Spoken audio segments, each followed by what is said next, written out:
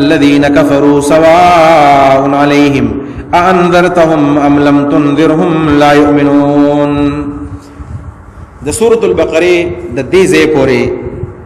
د یوې فرقې تذکره وشوله چې هغه متقیانو خالص مسلمانان. که پرون تاسو سبق کې حاضر وئ نو ما یو خبره کړې وه چې سورة البقره کې 3 ډلې ذکر کېږي. به چاته یاد دي کومې کومې ډلې وایي؟ څوک ویلی شي؟ یو مسلمانان، دویم خالص کافر، منافقین. 3 ډلې به ذکر کېږي. نو دا نانو متقیان. اوس دویمه ډله چې خالص کافر، اوس دغه خالص کافرو تذکره کېږي. ان الذين كفروا، دلته مناسبت به څنګه جوړو چې مخکې د مسلمان ذکر دی، اوس د کافر ذکر دی. نو دې ته مناسبت بالتضاد وایي. وبضدها تتبين الاشیاء، په ضد باندې هم شی معلومیږي. سړی ته سړی وایي یخ نو ګرم یې ذهن ته راځي، ړوند نو بنا ذهن ته راځي، تود او سوړ، تریو او تریخ وغیرہ. دا مناسبت بالتضاد. ان الذين كفروا دا دویمه فرقه ده. او د دین هغه خلق مراد ده، هغه کافر ته مراد دي چې باغوي کې ضد او عناد. پکم کافر کې چې ضد وو، پکم کې چې عناد وو، دې خلقو د ایمان دولت نه نصیب شوی. بیا دا کافر دو قسمه لري، یو ته کافر جاهل وي، یو ته کافر عنادي وي، ضدي.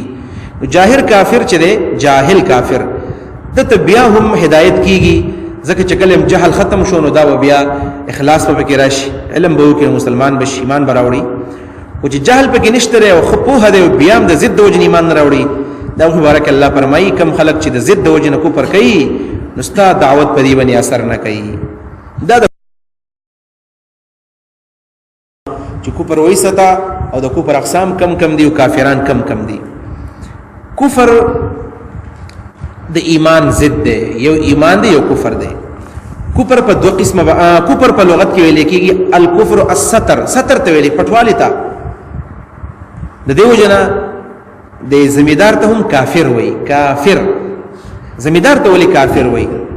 کافر تم کافر وای، زمیدار ته کافر وای. کافر ته کافر په دی وجه وای چې هغه حق پټای،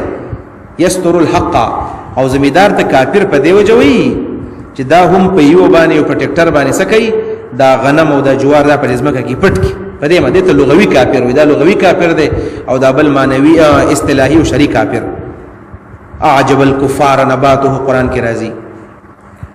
اوس کفر وای صدا نو کفر دغه مشهور تعریف دی چې هو الانکار عما جاء به النبي صلى الله عليه وسلم. هو الانکار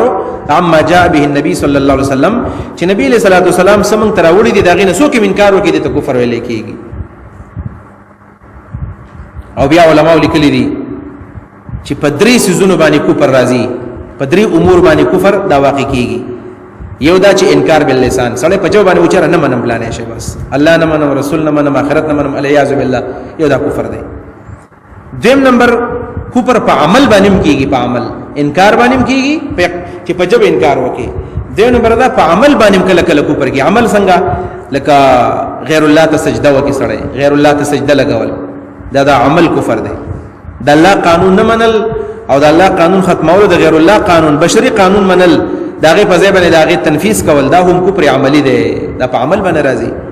او دریم نمبر داغه ته وایي کفر بالقلب، زړه باندې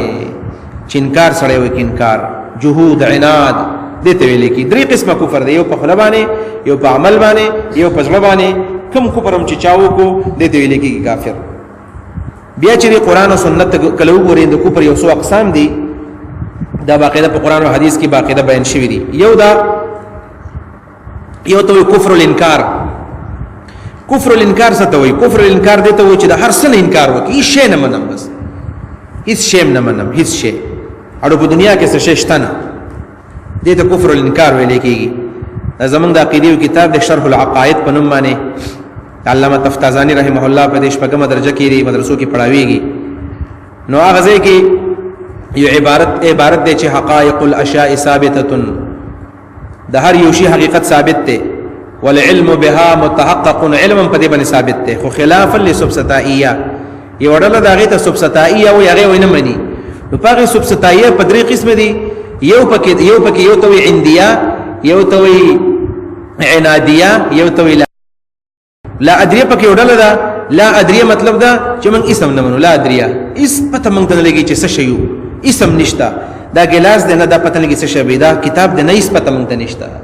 لا ادریه لا ادریه اوس په سره سکه په دې بده شي حقیقت وي څنګه منی زمونږ ته استادان ویل چې لا ادریه چې کله نه منل چې اسم نشتا نو دا به ورته واچي چې ورته دی واچول یا خو به او چې وسوځیدو نو د ور حقیقت یې ومنو راوي باسته او که بیا یې ویل چې نه سوځیدل نشته اسی ویم چې وسوځیدو چې بس په ور باندې وسوځي او خبره به ختم شي د تلا ادریه ویل کی به هر تقدیر کفر او انکار دیته وي چې اسم نه مني نه الله مني نه رسول مني نه اخرت مني نه تل مني نه ټول اعمال مني دیته ویل کیږي کفر او انکار دویم ته ویل کیږي کفر جحود کفر جحود جحد انکار ته ویل کیږي هر سمني لکه دا هر څه حقیقت خو مني خدای منلو ته تیار نه دا مخکې خدا او چې اسم نه دا دوی نمبر دا چې دا ورته پتر چې دا شی ټیک دی الله مشتا رسول مشتا آخرت مشتا خو زی منلو ته تیار نه ما لکه د ابلیس کفر ابلیس خدا ورته پته و چې دا لکه ځکه الله ته وی کنه انذرنی الی یوم یبعثون د مرګ د قیامت پورې مال ټیم راکا نیو د ابلیس کفر دیم د ابو طالب کافر وکنه د دنیا نه کافر تله دی ابو طالب خو منلا چې الله او رسول شتا او آخرت مشتا حتی کله چې ابو طالب وفات کېدو نبی کریم صلی الله علیه وسلم خال راغه او په مرض الموت کې مبتلا دی د نبی علیہ السلام خیال دا چې کلمه ورته مو دا ایمان راوړي خو د بدقسمتینا کله چې رسول الله مبارک لاړ دا خواله ابو جهل هم ناشته یو بل کافر خواته ناشته نبی علیہ السلام تر ایمان راوړه چې دا ور نه بچي ناغه ایمان ته تیارېدو ابو جهل ورته وی ګوره ایمان دی راوړو دا د مکی جنکی خو درته معلوم دي دا به موږ له پیغورم راکې او پتا په سیوا ټپه او سندره جوړي او په دې سندرو کې بتا یادې چې ابو طالب د ور نه ویریدو نو پیغور الله مجوړوا او د جنکو کنزلو ته مپرېګ دا وګړي چې ایمان نه وړي چې نبی علیہ السلام ته وکتل ایمان ته اراده راغله او چې د بل ته وکتل نو بیا بغل شو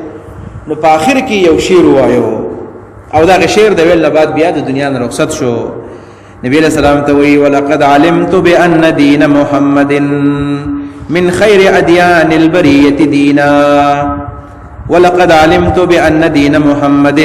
یقینا ز پویګم چې د پیغمبر علیہ السلام دین من خیر ادیان البریه دینا په مقدس مکه کې پټولو دینونو کې غوړه دین دی وې ز پویګم په دی باندې بیا وی لولا الملامه او حذاری سبتن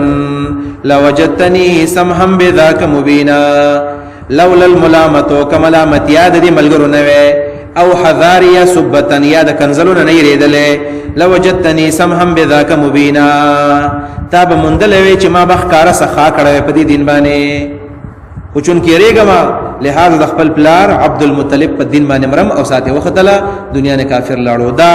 د کفر شو دا کفر جهود دی د سره سره د فرعون کفر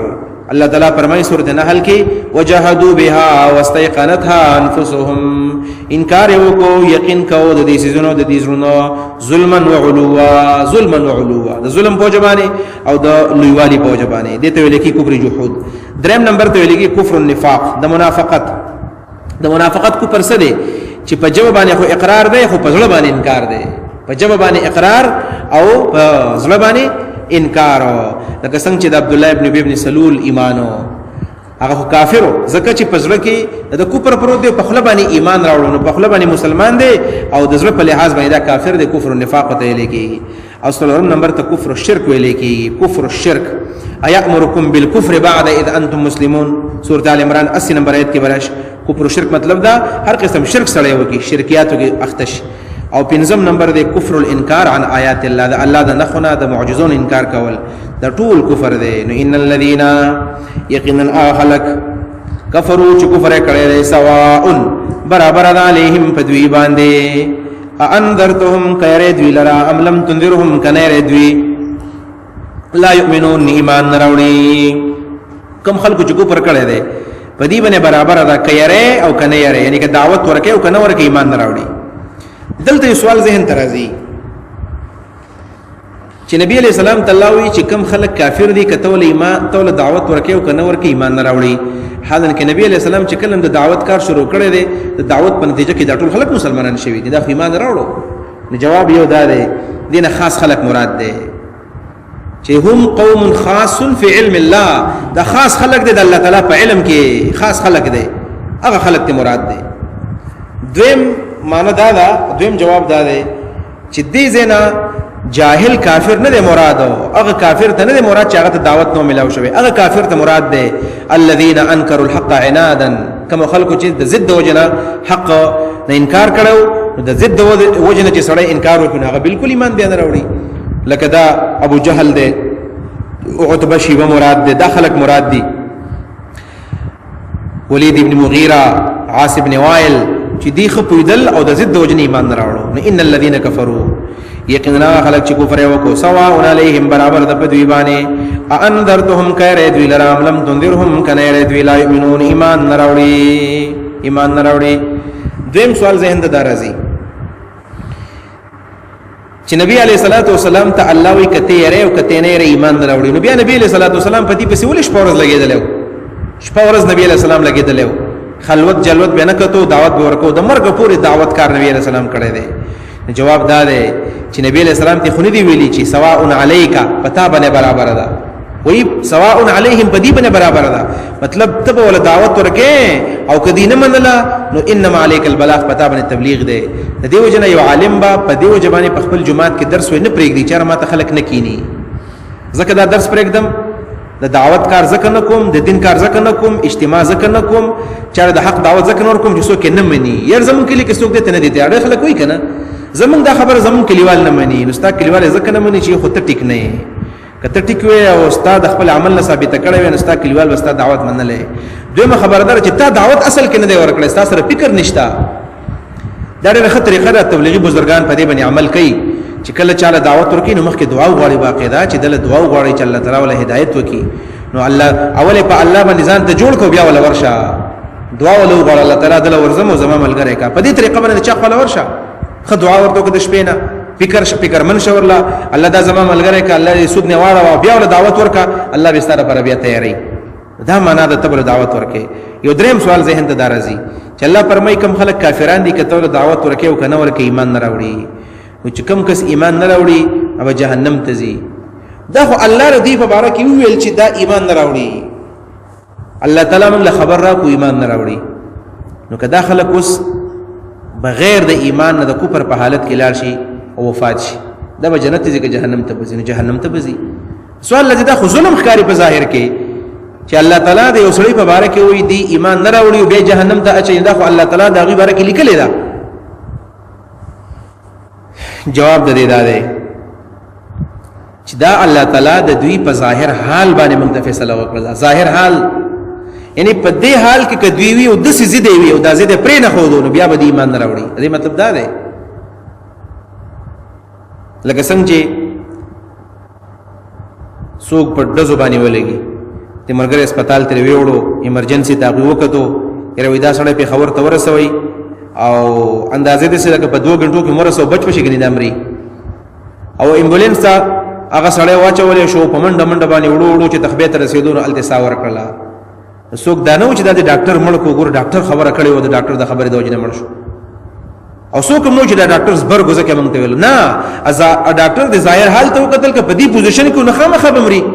ځکه دومره وینه به ترې لاړه شي، دا پوزیشن دی، دا خطرناک دی. او کله کله داسې موشي چې یو ډاکټر ورته وایي دا به مړ شي، لیکن هغه بیا هم 10 12 او 20 کاله بعد بیا هم ژوندی. مطلب د دې دا دی چې په دې ضد کې وایي او په دې عناد کې پراته وایي او دا حال ستاسو نو بیا ایمان نشه راوړلی، جهنم ته به ځئ. یو خبره ده. د دې سره سره یو بل 4 نمبر خبره میاد ساته، ډېر خلک په دې کې کنفیوزي چې نبی علیہ السلام فرمایي کله چې یو ماشوم د مور په خېټه کې وي او 4 میاشتې د هغه عمر ورسي، فرشته ورله راشي، په هغه کې ساه پوک وهي او بیا د هغه په باره کې یو څو خبرې لیکي، بکتب رزقه رزق لیکي، او وعمله عمل لیکي، واجله نیټه لیکي، او عمل لیکي چې شقي ام سعید، چې دا بدبخت دی او کدا نیکبخت دی، دا بدبخت دی او کدا نیکبخت دی. نو د دې ماشوم لا د مور په خېټه کې د 4 میاشتو دی او الله تعالی د په باره کې ولیکل چې دا بیا نیکبخت سعید به یا به شقي یا به بدبخت دی. چې الله د چا په باره کې شقي او سعید ولیکو، نو که سړی شقي دی ته سعید کولای نشي، که سړی سعید دی ته شقي کولای نشي، نو که بدبخت دی دعوت ول بیا موږ ورکو، ځکه دا خو به خامخا جهنم ته ځي. او که نیکبخت دی نو دا خو بیا کدا منظور ته حاجت ته نه کمال ته بیا حاجت ده قاسم نیک بخت ده باندې پوي شوی نه دا خبر یادول پکار دی دی مطلب دا ده چې دا حدیث دا دین غره په یو حدیث کې نه درا بن شوی او په یو آیت کې نه درا بن شوی دا ټول قران او دا ټول احادیث مونږ وایو دا ټول احادیث ویل پکار دی یو کتاب او دا سي یو خلاصه ویل نه دی پکار دا ټول دین به مونږ ګورو ټول دین نه مونږ خبر شو او ټول دین دا دی چې بل حدیث کې خدا راغلی نبی علیہ السلام فرمایي کل مولود یولد علی فطرة الاسلام هر ماشوم مسلمان پیدا کیږي ګوره دوی ته یو طرف ترالل چې دا ماشوم یا شقی دی یا سعید دی او بیا د بخاری حدیث ته چې عبد الله ابن عمر فرمایي نبی علیہ السلام ویل چې کل مولود یولد علی فطرة الاسلام هر ماشوم مسلمان پیدا کیږي فابواه يهودانه او ينصرانه او يمجسانه مور پلار ته کله يهودي جوړ کی سوق ته عیسائی جوړ کی سوق ته مجوسی جوړ کی یو حدیث نه یو شن معلومی کی بل معلومی او بیا چې کله موږ سورته بینه تلال شو په قران کې دا راځي هدیناه النجدین موږ د دوه لارې کو درې دي معلومه دا شو